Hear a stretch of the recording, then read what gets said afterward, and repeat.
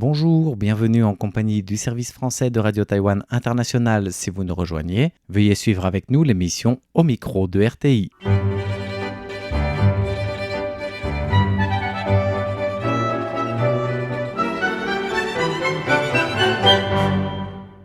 Bonjour à tous, c'est Mengwang. Et François-Xavier Boulet pour l'émission Au micro de RTI avec à nos côtés Antoine Marc, un Français établi à Taïwan depuis plus d'une décennie et qui nous partage son parcours mais aussi son engagement.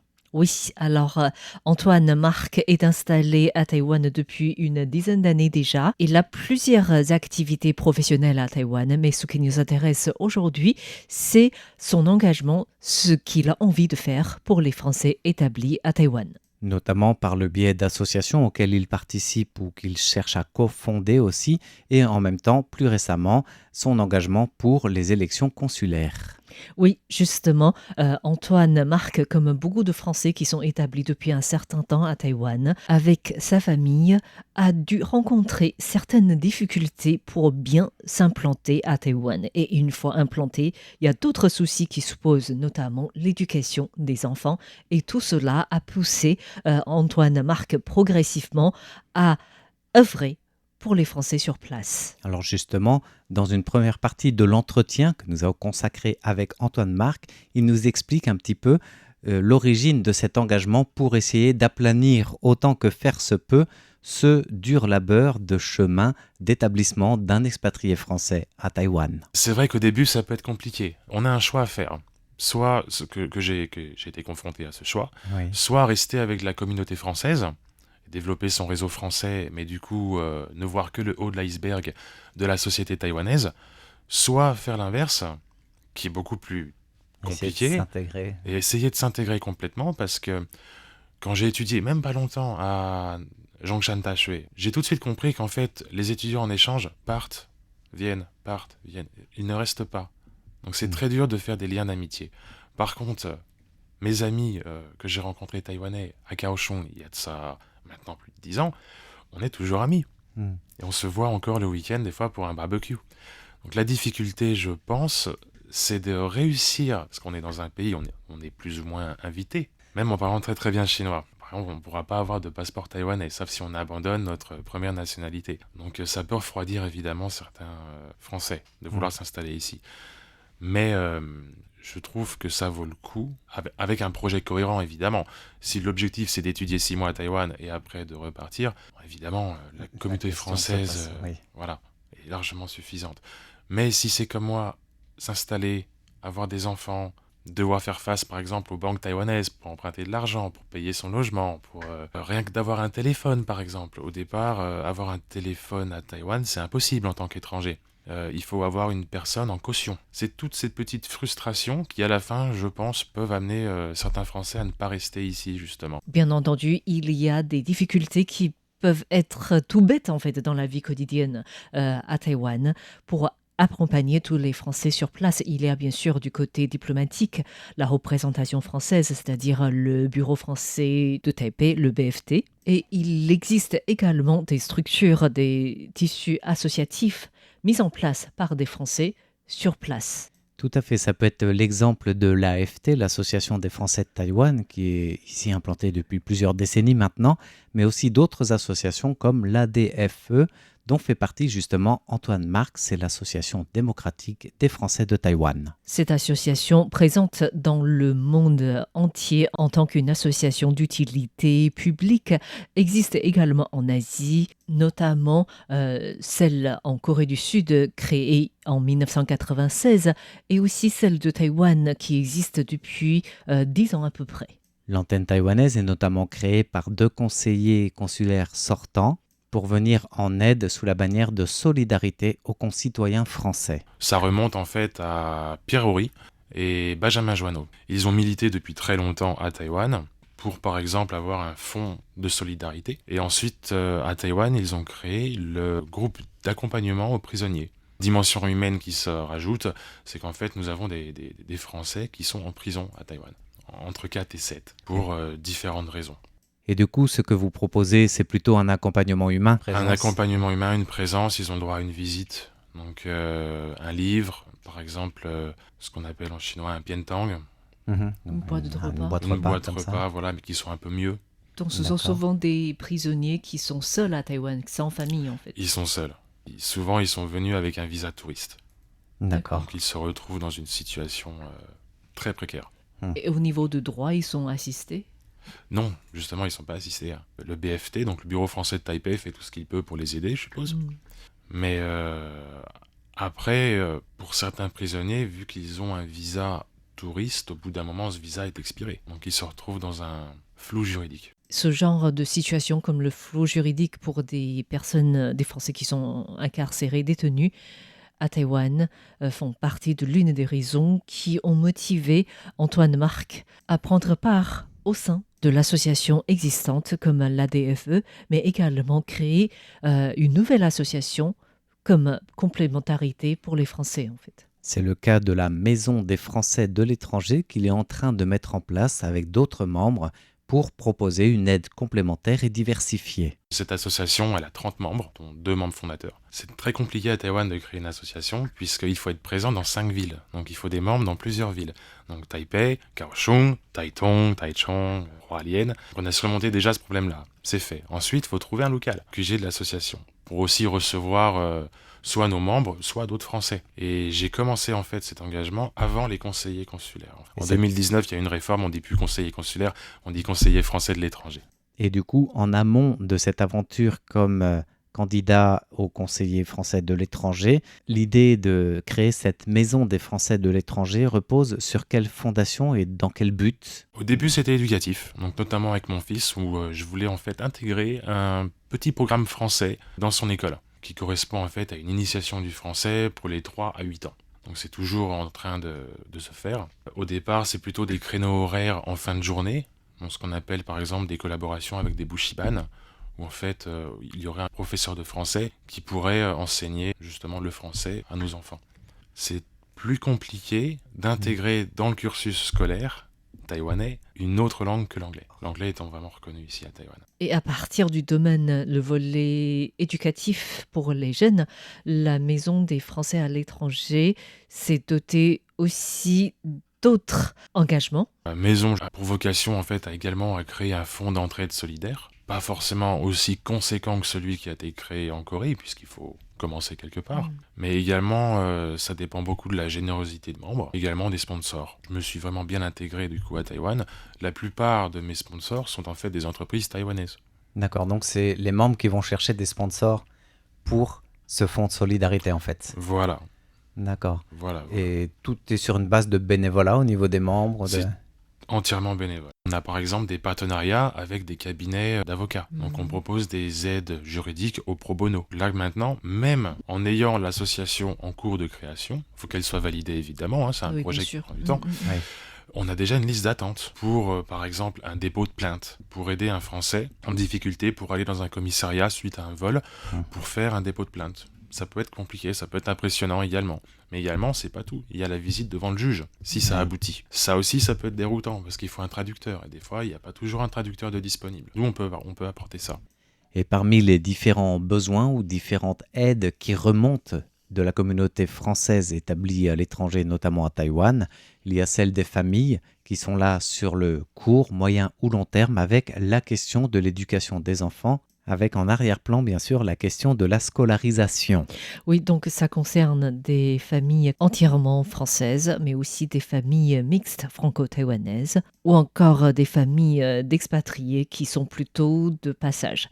Alors, l'éducation, il y a bien sûr l'école européenne avec la TES. Il y a aussi depuis quelques années le LIFT qui est aussi reconnu par l'État français en fait. Mais est-ce que ces structures suffisent pour les Français qui sont sur place ? Pour le choix éducatif des enfants, en fait, j'ai beaucoup hésité avec l'école européenne. J'avais rencontré le directeur de l'époque et c'est un choix avant tout financier, car c'est très cher. J'expliquerai après qu'il y a un système de bourse que je ne connaissais pas à l'époque, mais on va sur des prix équivalents par exemple à une école de commerce. Et on parle juste de l'éducation au niveau primaire. Il y a des écoles taïwanaises, donc normalement par exemple c'est l'école de mon fils, Caixing, qui est en fait une école aussi internationale. J'ai fait le choix en fait de privilégier le chinois et l'anglais. Et le week-end, en fait, c'est moi où, par exemple, J'avais des cours en fait avec le CNED de temps en temps pour aider mon fils à garder Intégrer un peu le français. au moins une initiation au français. Parce que je sais pas si vous avez des enfants, mais souvent les enfants n'écoutent pas les parents. On veut leur apprendre le français. Non, je veux jouer. Donc c'est bien d'avoir quelqu'un qui soit extérieur au cercle familial, qui puisse justement poser des limites et faire on fait ça pendant 1 heure et demie, après on pourra faire ça. Ça coule de source pour moi en fait de le mettre dans une école taïwanaise, car nous sommes à Taïwan, il a une chance incroyable de pouvoir apprendre cette langue, surtout la lire et l'écrire. Et pour les Français qui sont établis à l'étranger, le gouvernement français propose des bourses, mais ces bourses ne fonctionnent pas pour des familles qui envoient des enfants dans des écoles taïwanaises. Elles fonctionnent plutôt pour des établissements qui sont homologués par le ministère français de l'Éducation. Cette bourse en fait peut aider à couvrir jusqu'à 100% parfois des frais en fait de la TES ou même du LIFT. Maintenant, il y a le LIFT, c'est le lycée international français de Taipei, qui a été créé en fait par un ancien comité de parents d'élèves de la TES. Maintenant, ce sont 2 écoles qui sont reconnues évidemment, et elles peuvent bénéficier donc d'un système de bourse. Mais ce système de bourse, il faut le refaire chaque année. Donc par exemple, une année, vous aurez accès à cette bourse, mais si vous avez un changement familial, je sais pas, de travail, si votre salaire augmente, si par exemple vous êtes devenu propriétaire et que vous avez payé votre logement, le ratio de la bourse va évidemment diminuer. Justement, si je peux parler un peu du rôle des conseillers consulaires, c'est en fait de militer pour que le barème de bourse soit revisité.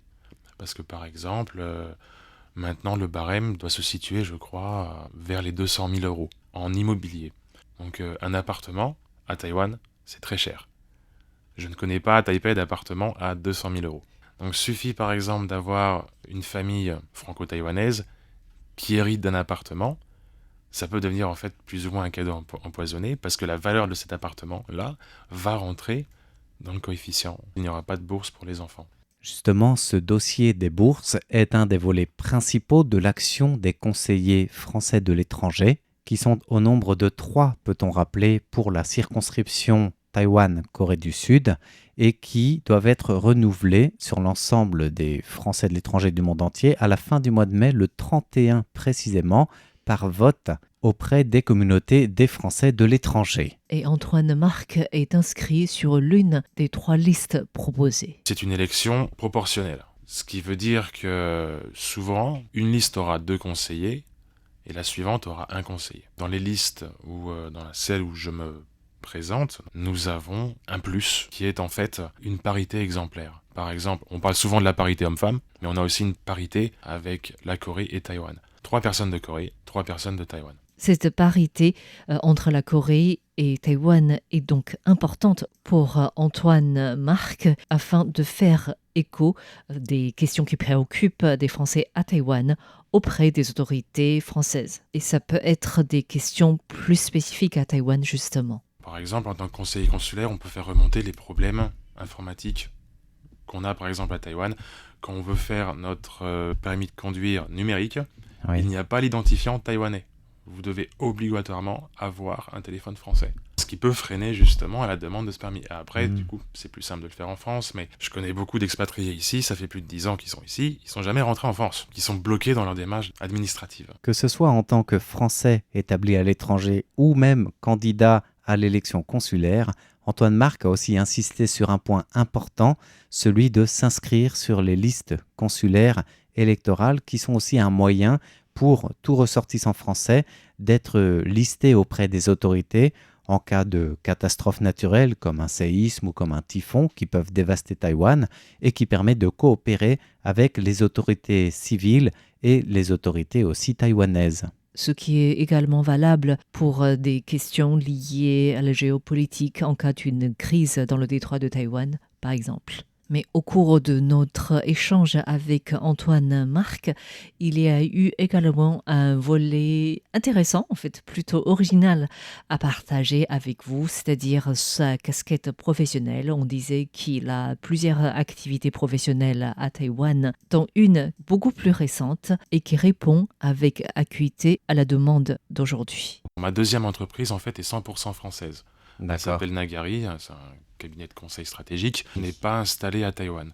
Pourquoi ? J'avais pour objectif, en fait, de ramener, par exemple, des brevets stratégiques ou des compétences stratégiques à la France, que nous n'avons plus, notamment dans les semi-conducteurs, ou même encore dans la biotech.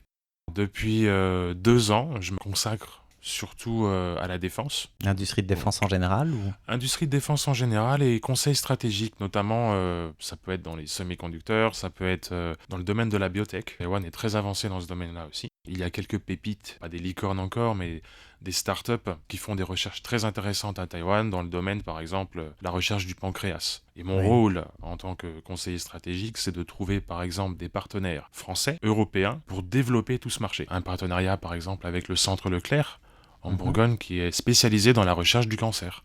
Ou alors, par exemple, un partenariat dont je vous ai parlé avec l'entreprise taïwanaise qui fait la recherche contre le cancer du pancréas. Elle aimerait avoir un partenariat peut-être avec le rêve, serait Sanofi, ou alors, par exemple, Urgo.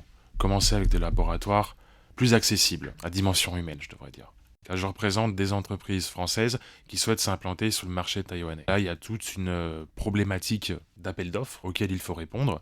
Ça fait beaucoup de paperasse. Ça peut être vraiment déroutant pour quelqu'un qui ne lit pas le chinois, qui ne parle pas le chinois, et la culture surtout, qui est complètement différente. Faciliter l'accès des entreprises qui n'ont pas forcément les moyens de se développer à l'international. Ce ne sont pas, par exemple, le groupe Airbus a déjà des agents locaux, ils n'ont pas besoin de plus de développement, ils sont connus. Mais si c'est une start-up avec un chiffre d'affaires à 3, 4, 5 millions d'euros, elle n'est pas forcément en position, elle est sûrement frileuse de se développer à Taïwan. Mais de manière plus générale, votre société Nagari vise également un marché plus large, outre que Taïwan, n'est-ce pas ? La Corée du Sud et Philippines et un petit peu le Japon. Le Japon, c'est encore une culture différente qui est très lente. Je pense que j'aurais besoin peut-être de 2-3 ans supplémentaires pour réussir. Une aventure que vous faites tout seul ou à plusieurs ? Alors je ne suis plus tout seul maintenant. Le projet a commencé plus ou moins il y a 2 ans. A mûri il y a 1 an quand j'ai fondé la société Nagari. Et maintenant, j'ai un directeur général néo-zélandais qui m'aide à plein temps, ce qui m'aide beaucoup quand je ne suis pas présent à Taïwan.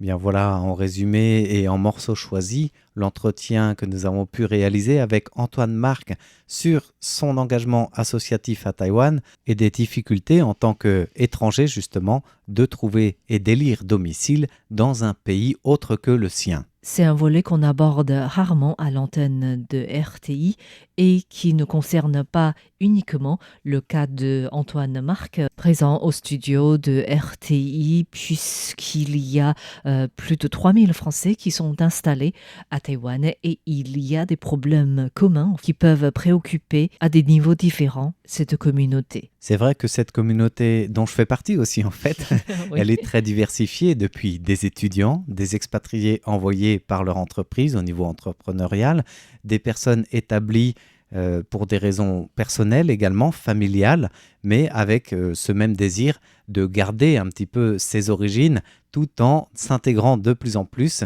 dans ce pays de choix, de cœur ou d'envoi ou de mission, qui sait. Et c'est aussi le rôle finalement des conseillers consulaires de représenter toute cette diversité, comme Antoine Marc l'a souligné en tant que candidat et comme on l'a vu aussi la semaine dernière avec la conseillère sortante Catherine Chinchiroka. Voilà, merci à tous d'avoir suivi au micro de RTI de cette semaine, présentée par Meguang. Et François-Xavier Boulet. Pour Radio Taïwan International, une bonne suite de programmes à l'écoute de RTI et à bientôt.